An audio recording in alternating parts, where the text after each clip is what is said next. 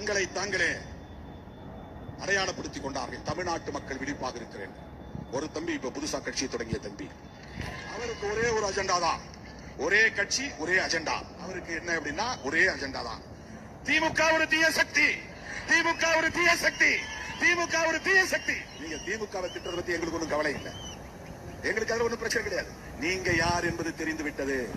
நீங்கள் தமிழுக்காகவும் தமிழ்நாட்டு மக்களுக்காகவும் தமிழ் மண்ணுக்காகவும் போராடுவதற்காக கட்சி தொடங்கவில்லை. திமுகவை வீழ்த்த நினைக்கிற RSSக்காக நீங்கள் கட்சி தொடங்கி இருக்கிறீர்கள். அது அவங்க அஜெண்டா. திமுக தன்னை தற்காத்துக் கொண்டு போராடும், அது வேறு.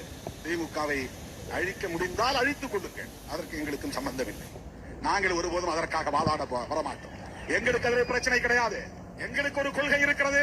அந்த கொள்கையை நாங்கள் உயர்த்தி பிடிப்பதற்கு எங்களுக்கு சில தோழமை சக்திகள் இந்த களத்திலே உண்டு. நாங்கள் பேசுகிற அரசியலை திமுகவும் பேசுகிறது, அதில் உறுதியாக இருக்கிறது என்பதால் நாங்கள் அவர்களோடு கைகோர்த்து நிற்கிறோம். அவ்வளவுதான். நீ திமுகவை வீழ்த்துவதற்காக மட்டும் போராடவில்லை, பெரியார் அம்பேத்கர் பேசிய அரசியலையும் சேர்த்து வீழ்த்துவதற்காக போராடி கொண்டிருக்கிறீர்கள். தம்பி சீமானும் தம்பி விஜயும் இன்றைக்கு RSS பெற்றெடுத்த பிள்ளைகள் என்பது அம்பலமாகிவிட்டது. பாஜகவின் பிள்ளைகள் என்பது அம்பலமாகிவிட்டது. பிரபாகரன் பெயரை சொல்லி தமிழ்நாட்டு மக்களை ஏமாற்றி விடலாம் என்று கணக்கு போட வேண்டாம், சொல்ல கடமைப்பட்டிருக்கிறோம். திகாரர்கள் பேசாமல் இருக்கலாம், திமுக காரர்கள் வாய்மூடி மௌனித்திருக்கலாம். திருமாவளவனால் அப்படி இருக்க முடியாது. திமுகவும் திகாவும் அமைதியாக இருக்கலாம். அதற்கு பல காரணங்கள் இருக்கலாம். நாங்கள் உயர்த்தி பிடிக்கிற அரசியல் திராவிடம் என்கிற சமூக நீதி அரசியல்.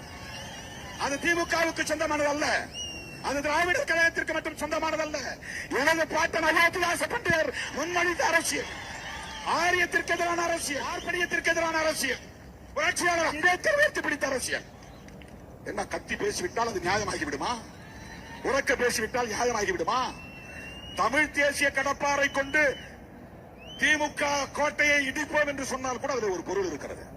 அல்லது தமிழ் தேசிய கடப்பாறை கொண்டு திராவிட தேசியத்தை இடிப்போம் என்று சொன்னாலும் அதில் ஒரு பொருள் இருக்கிறது. நீ பிராமண கடப்பாறையை கொண்டு இடிப்போம் என்றால் நீ யாருடைய கையால், யாருடைய கையால்? எப்படி இதையெல்லாம் நாங்கள் வேடிக்கை பார்க்க முடியும்? தமிழ்நாட்டு மக்களை ஏமாற்றி விடலாம் என்று கணக்கு போடுகிறீர்களா?